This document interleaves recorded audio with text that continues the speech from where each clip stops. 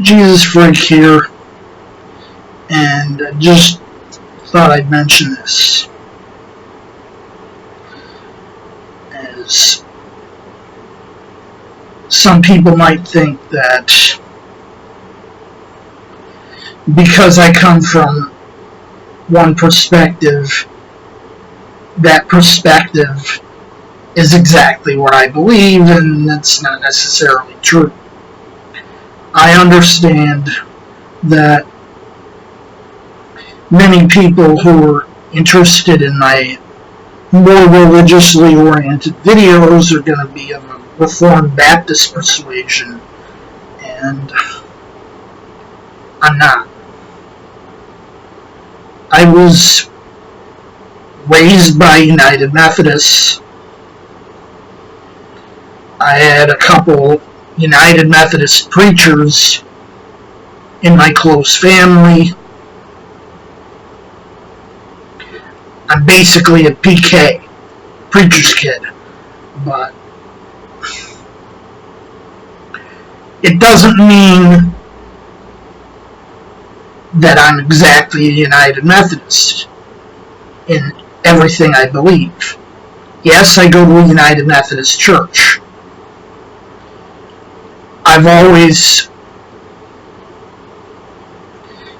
The first church I ever went to was a United Methodist church, and pretty much most of the time I've ever gone to churches, it's been United Methodist. I'd occasionally go to another.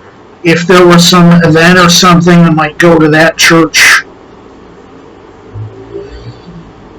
Now, it can be obvious at times that my persuasion is Methodist, as opposed to, say, something like Reformed Baptist. But like I said, it doesn't mean that I'm going to always agree with everything that is typically taught by United Methodists. As the most obvious thing is, I have a very different concept of how baptism works than Methodists do, because Methodists still, as a whole, there are exceptions. My family, for example, was one exception because they didn't buy into this whole idea.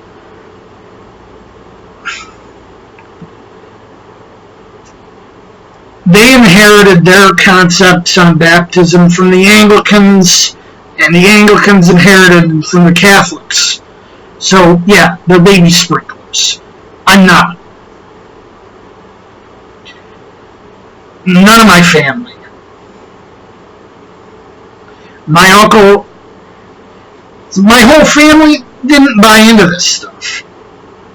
They believed only in believers' baptism, and I would go so far as to say of adults only, because I've heard of Baptist churches where they're baptizing children because they profess belief.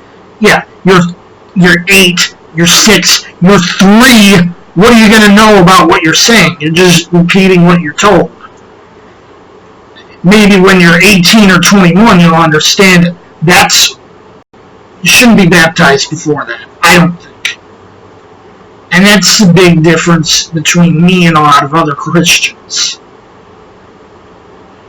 Because of my interpretation of baptism as a sort of contract with God, I don't think it's appropriate for anyone below the age of majority to be baptized, full stop.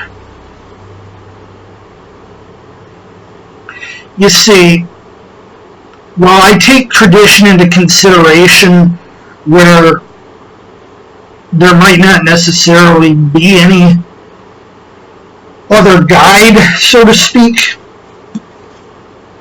this is my only user manual when it comes to the faith.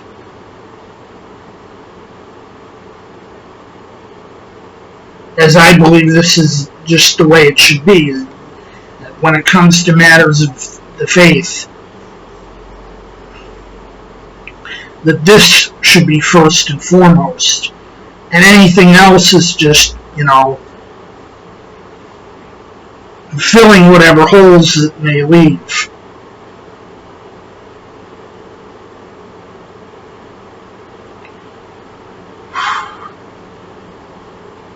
Now,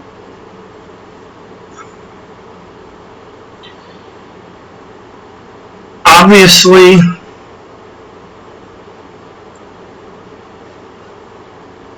there's a lot of,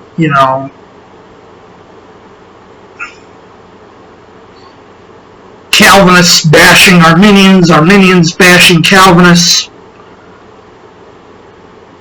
and, John Wesley was on the Arminian side.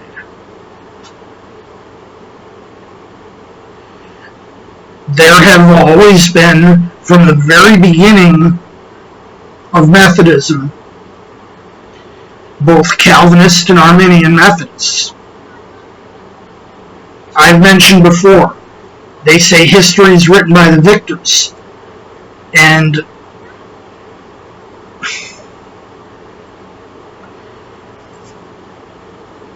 we've written out George Whitefield's involvement. George Whitefield was a Calvinist, a very staunch Calvinist. But he and the Wesleys remained friends, even though they didn't agree on stuff like predestination.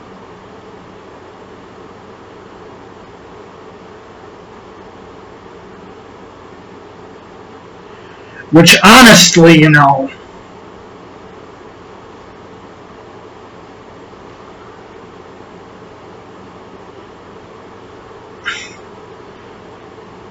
I think a lot of what people are understanding about predestination in Calvinist circles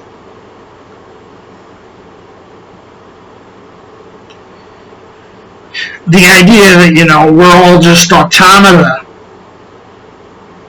I think only, the hardest core Calvinists believe that. And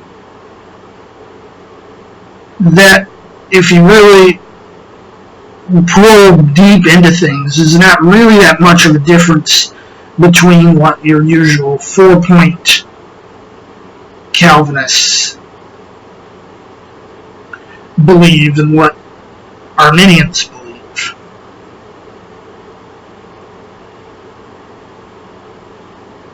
Even the Wesleys held to concepts like the total depravity of man,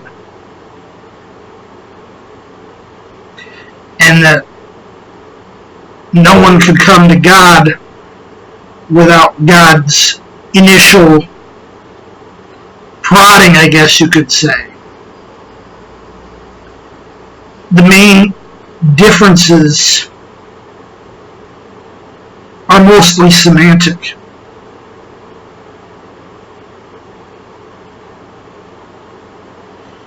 You talk to me, a staunch Arminian. You talk to Pastor Brett, he's a Calvinist in what he believes is, he considers himself Reformed, which usually means Calvinist. But, I consider him to be more Arminian than Calvinist. Because he might say, predestination this, predestination that. He doesn't sound like your typical, well, then again, what we call Calvinist might really be just a matter of a straw Calvinism, and some people actually buy into that, but I don't think most of them do. Certainly, I've never bought into the 5-point Calvinist idea, and at most consider myself to buy into 3 points of the idea.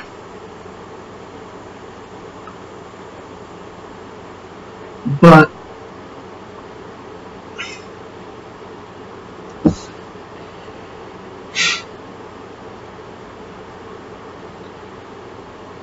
probably sound a bit unusual about some of what I believe because I've made up my own conclusions. You know, they say a little knowledge is a dangerous thing. Honestly, if I compare to your average person, your average lay person, since I'm still laity, I'm a lay person myself.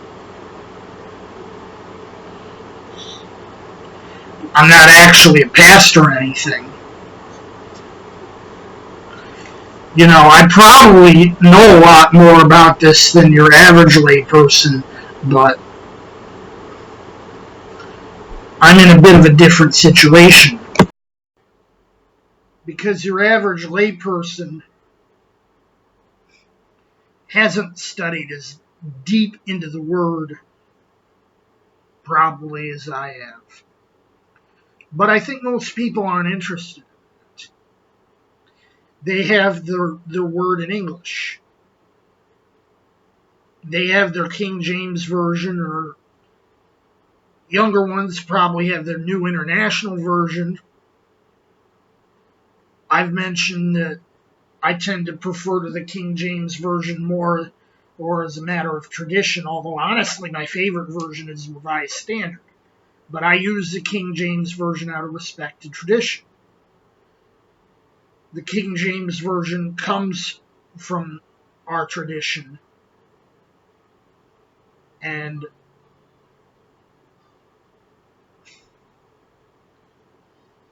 I don't see any reason why it needs to be changed for that purpose. I'm like, I'm fine with other translations being used for research or whatever.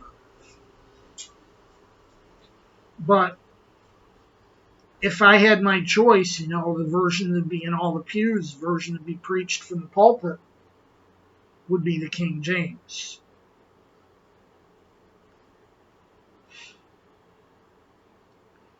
Just for pragmatic reasons. Now, I'm going to say, I don't agree with a lot of the people pushing the King James. I think a lot of them, they're pushing conspiracy theories and other mumbo jumbo that just ain't true.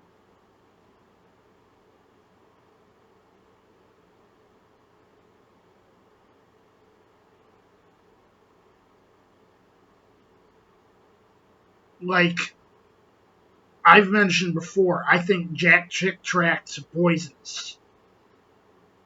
And I'd never push them on anyone.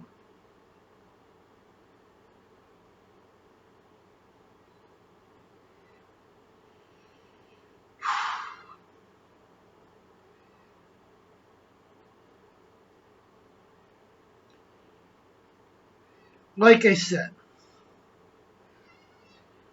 I have my beliefs. They're colored by my history. I was raised a certain way. Yes, it shows in what I believe.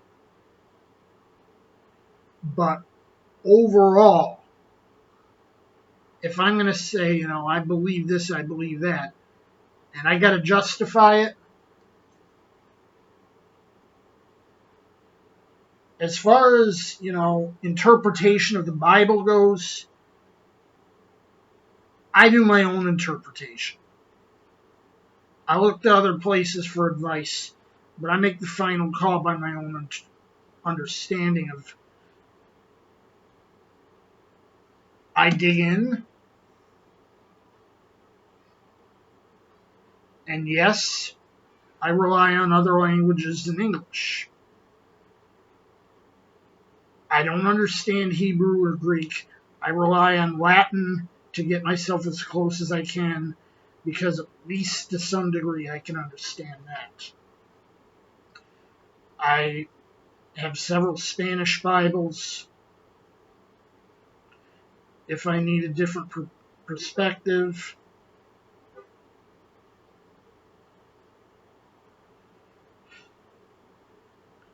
And honestly, I'll say sometimes I think the Spanish Bibles, I think the Reina Valera sometimes gets it better than the King James. I've mentioned what I think of John 3:16 to some people. I think the Reina Valera's translation of that's better than the King James.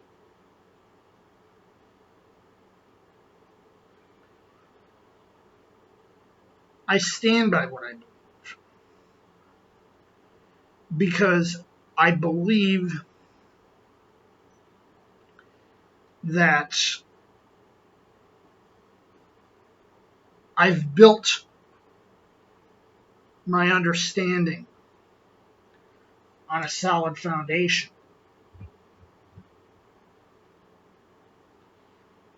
I know there's a lot of people whose understanding of these things is built on a foundation of sand because it's just a matter of nth generation say so. This person said this, and he heard it from this person who heard it from this person. Yeah, well, what's actually written? And sometimes you go in there, you read it for what it is, and you're not going to come to the same conclusion if you read it without preconceptions.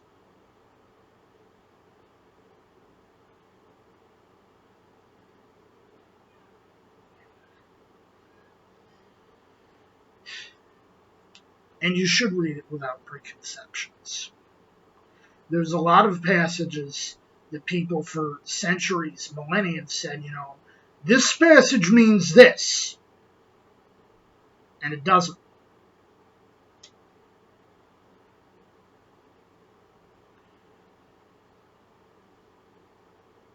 So try to avoid that preconception.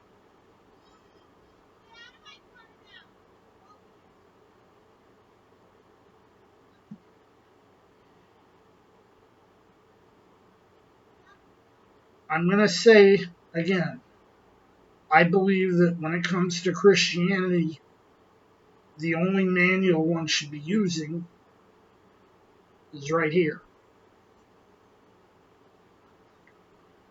It's when you take these traditions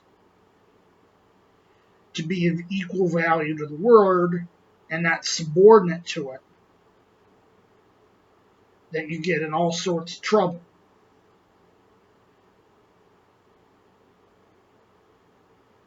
Jesus freak out.